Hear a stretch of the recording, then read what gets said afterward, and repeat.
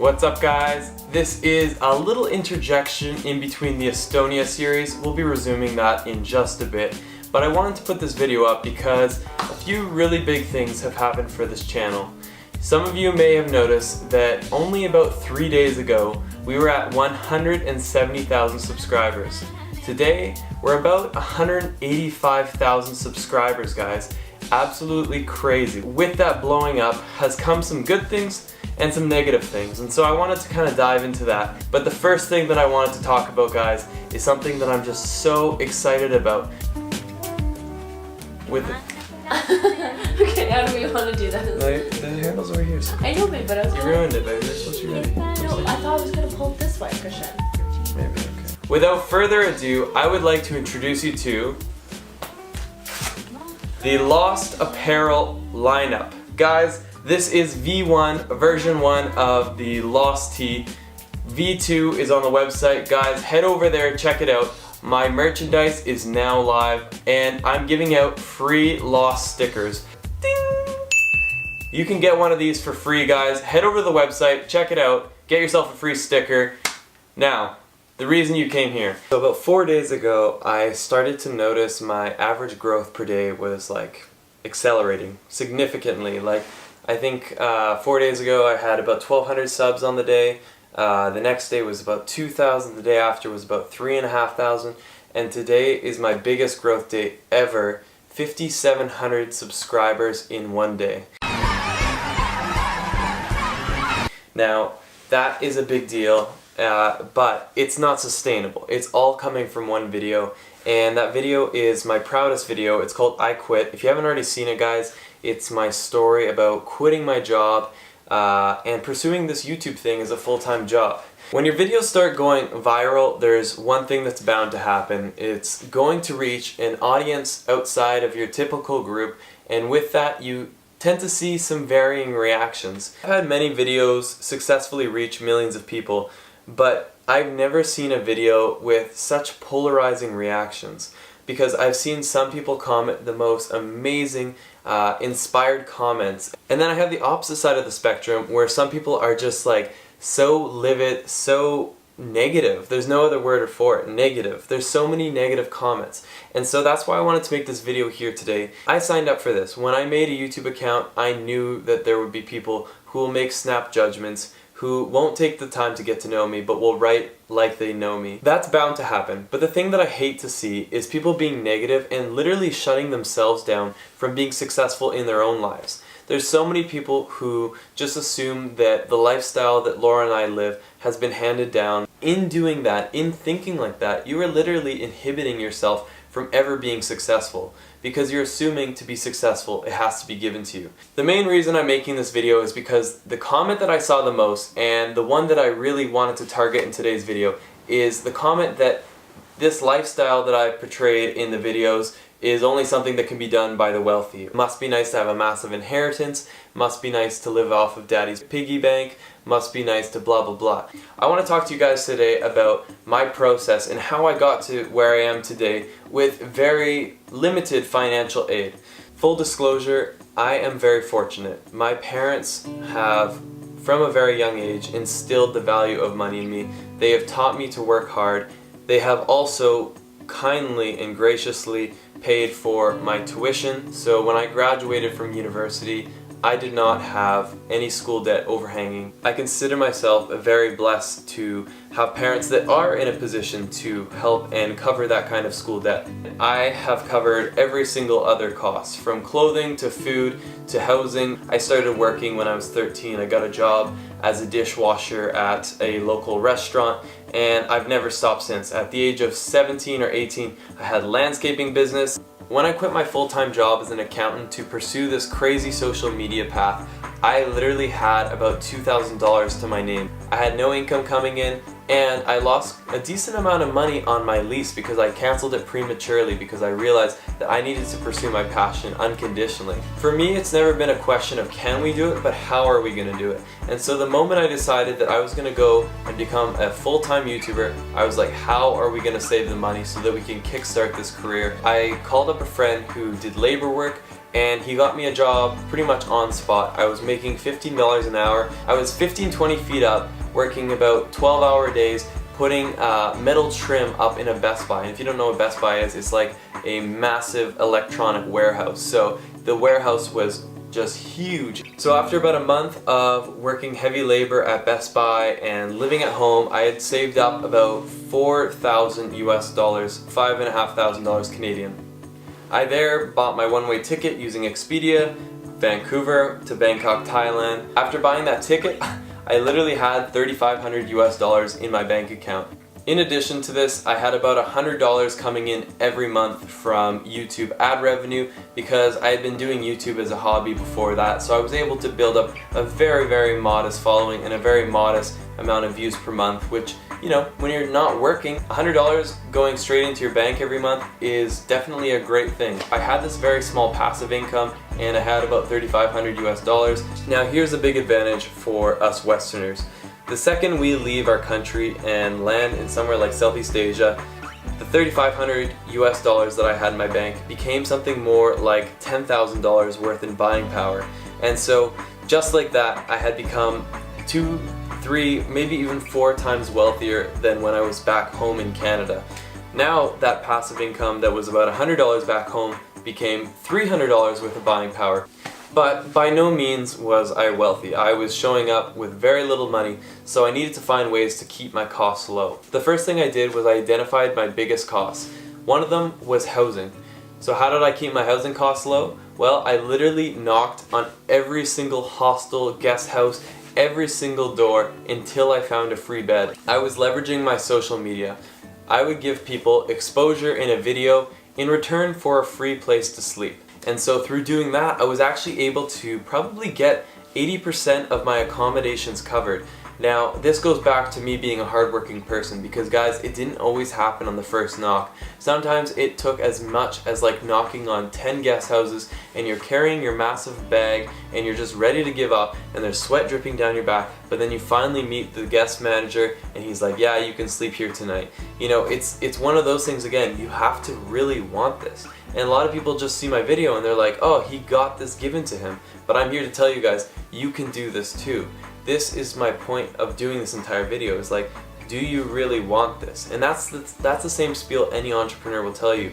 Nobody can do this for you. You have to want this. The same goes for my camera gear. I identified that my camera gear was going to be a massive expense, one that I really couldn't take at the time. And so what did I do? I created a really nicely written PDF and I started sending that PDF off to all sorts of companies, Sony, Panasonic. I was so fortunate to have come across a Panasonic representative that believed in my vision, believed in what I was doing, and they supplied me with a camera that I literally still use to this day, the Panasonic GH4. Not a cheap camera, and it has been an amazing camera to get me to where I am today. I really do attribute some of the success of my story to Panasonic getting behind me. So again, Panasonic, if you're watching.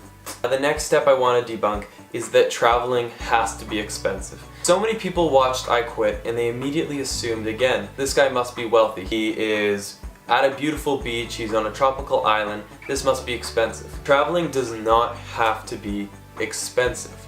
You can buy a one-way ticket just like I did when I quit my job, going from Vancouver to Thailand. For me, I paid $500 US. If you're a North American, you can earn $500 in a matter of 4 days worth of work. But is that your priority to put the $500 towards travel? Maybe not, and that's totally up to you. But for me, I wanted to travel, and so I never saw $500 as a big expense to get to a beautiful island. 2 months into my trip, I was already seeing a significant amount of success. My ad revenue probably doubled, again, $200 a month, becoming something like $600 a month in buying power in these countries that I was traveling through. And so all of a sudden, I had a decent amount of money that could sort of do something for me, but I was still burning through my money faster than I was earning. So I had a pressure on me that I needed to find a way to make more money quickly because it wouldn't be long till I burned through my reserve. All while doing this, the practice was the same. I was leveraging social media and I was eating cheaply. I was eating so much rice and chicken, it would make your head spin. Like at one point I just was like, I can't eat rice and chicken anymore. but then I looked at my bank account and I was like, okay, I'm gonna eat it again. By the third month, I had something really cool happen. It was my first month of breaking even through AdSense on YouTube and through doing a couple brand deals, very, very small deals. Like, I think I was working with a bracelet company at the time. They paid me $100 for a post or something like that. That, for me, was the month where I had spent the same amount as I had earned. And that was kind of like the changing of tides, you know? As soon as you start, of course, earning more than you're burning, that's when you start having a profit margin. That's when you have money that you can reinvest in equipment, that you can reinvest in flights, in basically not living like a total vagabond, which isn't always glamorous at times. Sometimes you need, you know, a bit of money to have that sustainability. And that's basically how I've gotten to where I am today, guys. I mean, it did not happen overnight. It took a lot of grinding and a lot of passion to get to where I am here today, because if I was doing this for any other reason, if I was just in it for the profit, if I was in it for the recognition, I would have left ages ago. On the I Quit video, I've seen multiple people comment that, you know, if everyone went into travel vlogging, society would be unproductive, or, you know, it's not feasible for every single person to go into travel vlogging. And the first thing I want to say is that I Quit was not a video to promote travel vlogging. It was to promote the idea of pursuing your passion. So passion didn't have to be something even remotely involved with YouTube or social media. I was more referring to the fact that there is so much power in pursuing the things that make you excited, because you excel in those things, and when you are doing something that you truly love, you work harder, you work longer, and you achieve more. And that's why I'm sitting here today, because that was my passion. I challenge people to find their passions, and that was kind of the idea behind I Quit. I also wanted to answer this comment. There's people who have been commenting, you know, what are you gonna do when YouTube runs out? And to them I would say, like, what job guarantees you anything? There's so many jobs that have job security but yet are laying off people in mass numbers, and it's like, you can't find job security. It doesn't actually exist. I would rather be working with uncertainty, doing a job that I love, rather than feeling a false sense of job security at a job I didn't even care for. I don't exactly know what I'll do when YouTube runs out, or when the views drop, or when the business flops, but I can tell you one thing. I'm always working to build out different revenue streams. I'm not going to be wholly relying on ad revenue. I'm going to be building separate revenue streams, and that's just who I am as a business person. This is one of the ways, you know, creating merchandise, creating side businesses that relate to your YouTube. There's all sorts of stuff you can do, but if you chase a job for job security, you're not going to be very happy. I can tell you job security will not be the thing that gets you out of bed in the morning. The reason I tell people to find their passion is because when you're working on your passion, you grind it out through the thick and thin. Like when things are not going well, you keep hanging with it because that's what you love doing. You're not rational. If you were rational, you would have left ages ago. I wouldn't be here if I would have been rational about this job. I would have kept working at the accounting firm because I would be more secure there. I would have more job security. I would probably earn more money in the long run. But at the end of the day, this wasn't about making money. This was about enjoying my life. This was about doing something that got me excited. And that's what travel vlogging has been for me. So in the I Quit video, the comments I'm addressing, I wouldn't call them hate comments, I would call them closed-minded comments. When I read the comments and I see so much negativity, it makes me hope that at least you guys who are watching right now aren't thinking the same way, because I truly believe that if you find the passion in your life, the thing that you really want to do, there's going to be so many ways that you can make that passion happen. It might not always be pretty, it might not always be easy. In fact, it's probably never going to be easy. Otherwise, other people would be doing it too. Just like I was eating rice and fried chicken 5 to 7 days a week, just like I went from having a prestigious job to, you know, decorating inside a Best Buy, just like I went from having a nice apartment to moving back home with parents, you know, these are all decisions that I made because my priority was to become a YouTuber. My priority was to go and travel again, to see more of Southeast Asia. It just comes down to priorities. What do you want to do? But here's something that I will leave you with, and it's this. It may sound cheesy hearing it from a 23-year-old, but life is very short. I've already seen it go so quickly by me, and life is only speeding up. I am so glad that I've already escaped from what I consider to be the rat race. I'm so glad that I've stopped building someone else's dreams and working for someone else. It's so much more fulfilling to be able to every day wake up and be working on the things that get me excited. And I truly hope that one day you guys will go out and venture into the unknown and try it for yourselves. Again, I'm not by any means telling everyone to become travel vloggers. This is me saying, find the thing that you're excited about and try it out. Try it wholeheartedly and see what happens, because life is short and it's pretty incredible what happens when things work out. I'm gonna end it there. I want to leave this open to discussion with you guys because there's a lot of things that have been said, and I would love to chat with you guys about this and hear what you guys are thinking. Also, Lost tees are available, guys. The link is right down below. You can just go through lostleblanc.com. It's the first pop-up. You can click on it. We got sweaters, we got tank tops, we got women's clothing. We got everything, guys. Let's get lost.